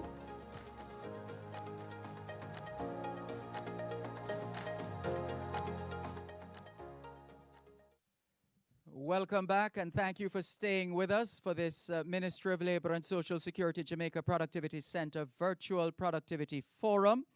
The theme, Productivity, COVID-19, and Human Capital Development. You met our panelists earlier on, so we're continuing the discussions. Remember, the social media pages are available to you, so feel free to post your questions, your comments, at ProductivityJA on Twitter, at Jamaica Productivity on Instagram, Jamaica Productivity Center on Facebook. You can send an email to jpc@mlss.gov.jm, jpc@mlss.gov.jm. You can join the conversation by commenting and asking questions on the live streams on once again, the JPC and Ministry of Labor and Social Security YouTube and Facebook pages. And if you or your organization would like to partner with the JPC on upcoming initiatives, or if you would like to become a productivity ambassador, that sounds good, call 876-922-1598, 876-922-1598, or send an email to jpc@mlss.gov.jm. The Jamaica Productivity Center, achieving Jamaica's productivity potential. Coming back from that break, Mrs. LaSonia Harrison, you wanted to comment. Yes, sir. As I heard Miss Nelson spoke about, the after from based on the information gathered, I would like to think that if our human capital is our greatest resource, then I hear the partnership with Heart Trust, NSTA, and the clubs and stuff, but as a nation, we really need to sit down. This is the opportunity. The pandemic has provided us with the opportunity to really sit at the table and craft a way forward re-education for all Jamaicans. What the pandemic did was to just highlight for us all the inequities that are in our system, colonial legacies coming right down. That's what it did for us. And so we need to treat with the symptoms. We have to go to the root. As a nation, we need to look at what we invest in education if we truly value our human resource and want to increase productivity. So we must go to, we say get it right at the start. We must treat with our early childhood education. It is foundational. The issues that we face coming throughout the system are as a result of the foundation on which we are laying. So we will continue to be laying blocks on a faulty building. And so we really need to pay more attention there. Our president has been speaking to that, and teachers are critical to the recovery process. There is no going around it. So while Miss spoke about Heart Trust NTA at the adult level, certainly they're able to embrace the online learning. But when we think about those who have been entrusted in our care, we are parentis loco intenant. So those children that come to us, we have been tasked with nurturing, guiding, modeling for same, and online cannot replace that. We are social beings, and so we're in need of that space where it is that the teachers interface with the students with the needed human resource, infrastructural resource, and financial resourcing. As a nation, we can't afford for another eventuality or another pandemic to come upon us, and we are not in a state of preparedness in order to make that pivoting. Few schools did that successfully, but we certainly would want to be in a better state should anything else come up in the future. Yes, go ahead, Tamar. To what was just said, what we're doing here is just a snippet, right? Coming out of the COVID-19 Labor Market Task Force, there was a huge list of recommendations for each partners as it relates to human capital and education. And all parties have been given tasks, specific. A lot of consultation took place and detailed analysis to see, okay, what needs to be done now. That's going to affect the labor market, not only now, but in the future. And of course, we agree with you 100% that we have to look at the full gamut to ensure that we are ready, not just now, because today is COVID, next week might be a hurricane or earthquake or some social unrest, etc. The disruptions are real. We're in that age now. And so we have to plan ahead and be ready and have those strategies in place. And we are 100% on board where that is concerned. All right, how about some of the big ideas now? In terms of based on our experience, our work, what we have seen, what we've been exposed to, what we've been engaged in. It's a time to search ourselves and to search the deepest recesses of our minds to come up with ideas, new ways of doing things, better ways, smarter ways, etc. Any ideas from our panelists that, yes, go ahead. No, Dr. Benjamin. I think what comes to mind, I reflected on that, is our need to recognize, we create a system that almost is a hybrid of this experience. Yes, there is a need to make sure that we adequately cater to the students, the young ones. I mean, the research tells us that the online setting is not necessarily the most ideal for them. But I think there's also an opportunity to continue to work on creating this virtual space for learning. There are many students who are sick, students who are absent for school from short periods, a teacher, whatever. This will create that level of flexibility in the system. And I think sitting together to craft what that will look like, how we will have a mixture of our school spaces, clearly advanced to meet the needs of the 21st century, but also maintaining elements of this virtual space that will create a lot more flexibility in the system moving forward and a lot more resilience. Not just in the cases of potential pandemics or disasters, but even for little interruptions for an individual student or even a school. You never know what takes place, but you can continue to sustain learning or some form of learning. I think that's where we need to be going as a country. Yes, go ahead, Dominic Summers. Yeah, so, my take on it is that we really need to look at the digital transformation that our businesses, that our social services, that our government needs. And a business doesn't transform, people transform. And we have an opportunity right now to onboard our youth, to onboard persons who are at that cusp of leaving school, leaving formal education systems and entering this working world, which was already a difficult process. Pre-pandemic, that was a very hard thing to do in Jamaica and in the region. And I think we have to look specifically at those persons and see what opportunities we can open up for them, whether internships, whether apprenticeships, short-term training programs, and how they can be the ones to fill that gap in terms of what needs to be done to digitize our society. And the same problems that existed before the pandemic and the pandemic exacerbated. When we look at value creation throughout the world, we look at what's happening on the west coast of US and in the Northeast and throughout Europe, significant amounts of value are being created from very young people, from persons who don't have degrees, from persons who are not formally educated, but from persons who have followed a passion, have merged a passion with a technology, and have been able to meet the needs of a market. And we'll have to put more persons in a position to do that. That's what the startup culture is throughout the world. That's where we're seeing these incredible figures and values thrown around, some mind-numbing numbers truly in what's happening in some places in the world. And I don't think we need to follow the same path that we've seen other nations follow, because we have the opportunity to leapfrog. We have the opportunity to just go to what they're doing now and what's working. We don't have to make the same mistakes that they made.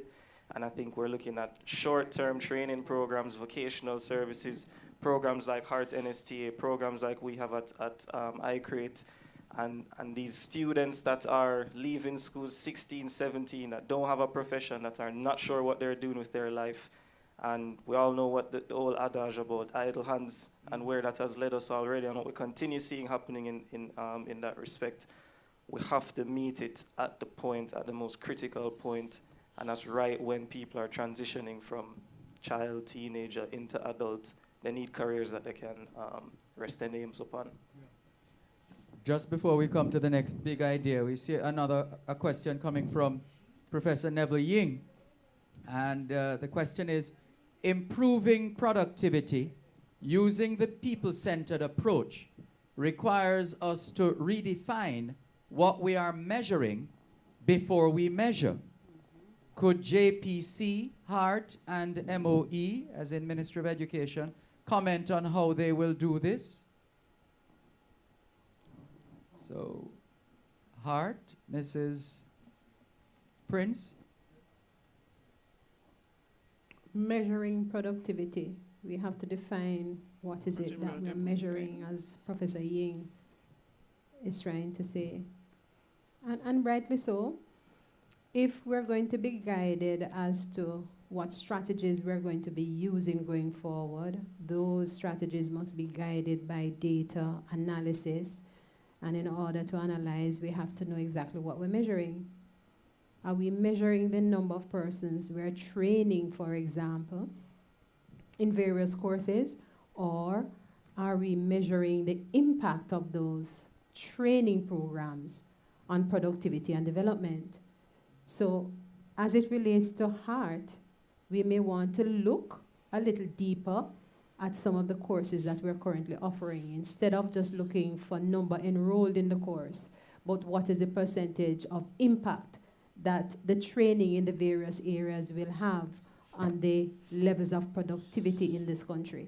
So that's one way we could look at adjusting our measurement variables, and we can then further better reposition our strategies and our resources in order to make sure that we are strategizing in the right way.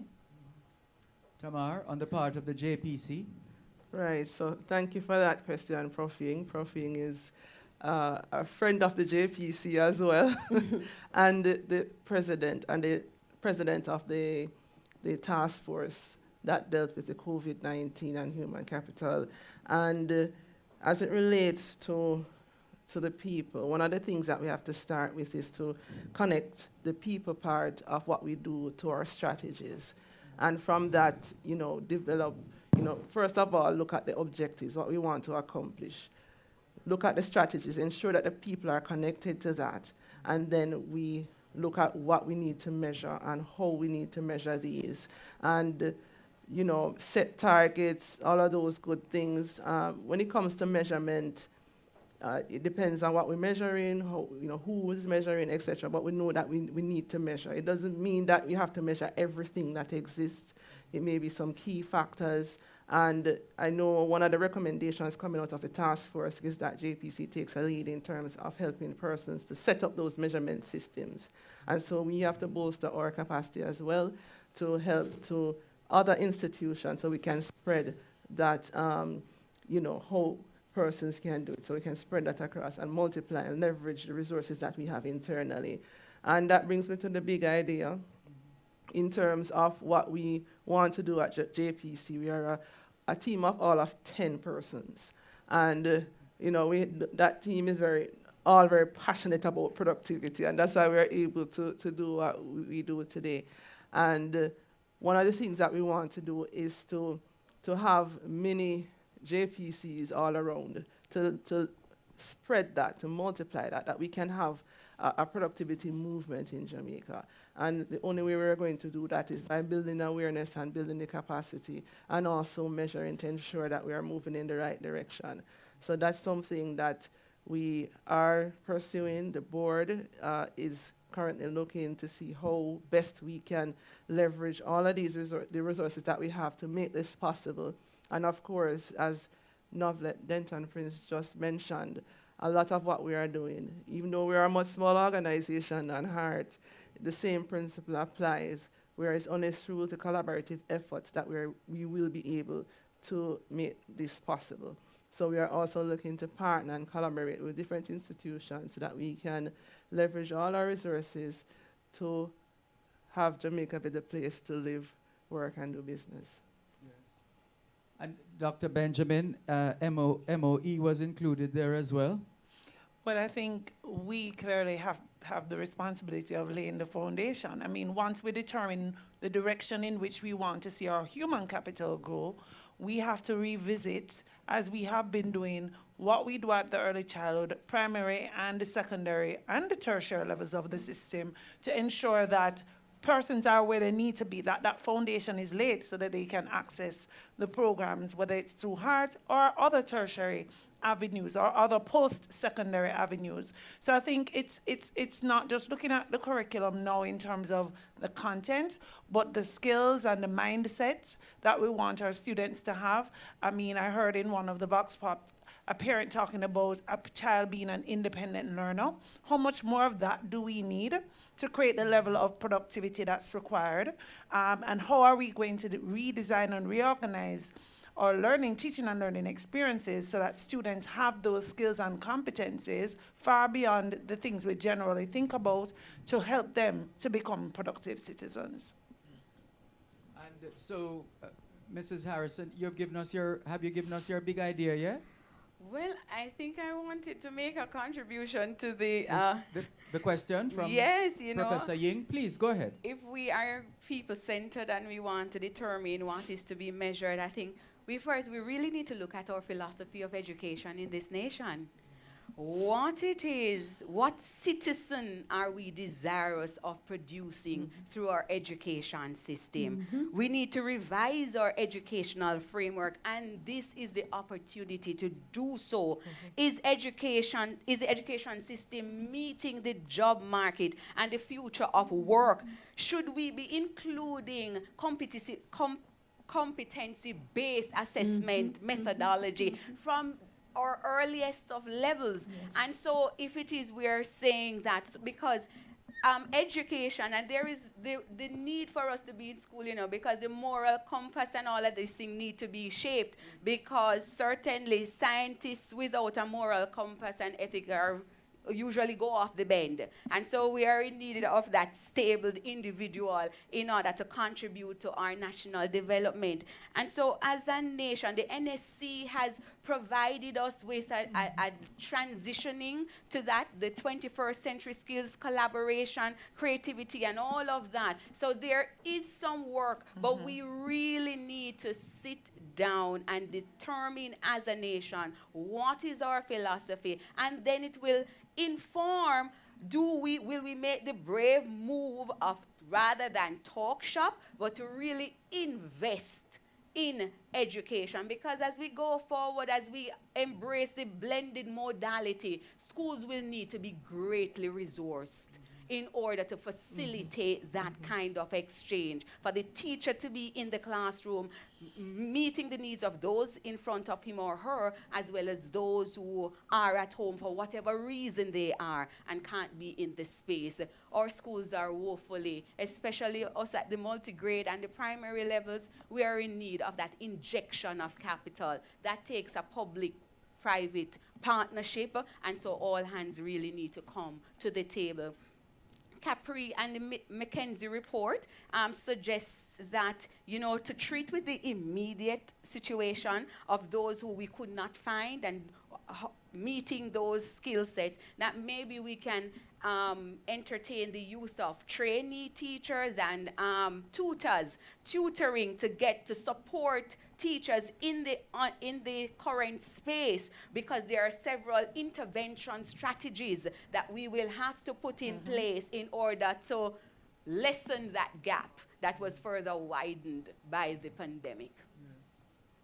Well put. Well put. And so then, as we get ready to wrap, but that in and of itself is a big idea, because it calls for a student-centered approach, not getting the student to fit in with the system, but identifying, doing some kind of psychometric testing to get a sense of what kind of student is this, and then to create a learning program that complements the students' state of being. That is likely to be more effective. No doubt, as you said, rightly said, it's going to take resources, and a lot of it. But let's leave our viewers and listeners with some hope as we wrap. And who is going to lead us off in that regard? Hope springs eternal in the human breast. Well, I'll take the first stab at that. But I think, you know, in the last 18 months, as we've said so many times, it feels like there's been lost time. It feels like there's been less efficient use of time. And from our perspective and from the programs that we look at and from the skill sets that we look at, we want to say that there's a lot of hope, there's a lot of things that can be done in a short order to get persons to value creating positions in their life. Especially when we look at our youth who are so technologically adaptable. They love sitting in front of screens in some contexts, as we discussed already before. And I think if we can tap into the creativity that we know we have as a nation, that we see play out in certain areas, we can get that creativity being used across the board with technological advances augmenting our experience, not replacing us, not taking us out of whack altogether, but allowing us to bring that creativity to the forefront and to create value while doing it and to be properly compensated, and to let that flow through society. So a child that's growing up in Trelawney or in Westmoreland knows that they don't have to move to Montego Bay, they don't have to move to Kingston to have a fulfilling career and to have something that they feel that they have contributed to society doing. And we see that as completely possible. Finally, from the Productivity Center, Tamar. Well, when I heard you speak of, that hope, I recall, and I would just read another definition of productivity. And it was coined in the 1950s, and it says that productivity is above all a state of mind. It is an attitude that seeks the continuous improvement of what exists. It is a conviction that one can do better today than yesterday, and that tomorrow will be better than today. Furthermore, it requires constant efforts to adapt economic activities to ever-changing conditions, and it is the application of new theories and methods. It is the firm belief in the progress of humanity. I hope you're going to circulate that. Yeah, that should go viral. Yes. And it was the 1950s, and I think it's very relevant today, that we just have to continue to improve and to always look to make tomorrow better than today, and that today is better than yesterday, and to keep adapting. So there is no one size fits all. There's no magic bullet, silver bullet, so we just need to keep going. Indeed. Let us keep going. Let us keep moving. Let us keep doing. Let us keep playing our part to advance the welfare of the whole human race. Thank you so much to our panelists, Tamar Nelson, Dr. Tamika Benjamin, Mrs. Lasonia Harrison, Dominic Summers, and Mrs. Novlet Denton Prince, Mrs. Novlet Denton Prince. Thank you very much.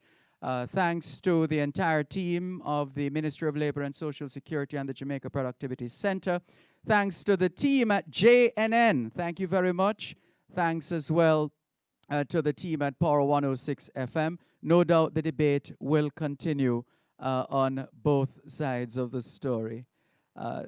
Until next time, this is Dervan Malcolm reminding all of us that every day is an opportunity to do better than yesterday. Take care. JNN and Power 106 FM has just presented a live broadcast from the Ministry of Labor and Social Security Jamaica Productivity Center Virtual Productivity Forum under the theme Productivity, COVID-19 and Human Capital.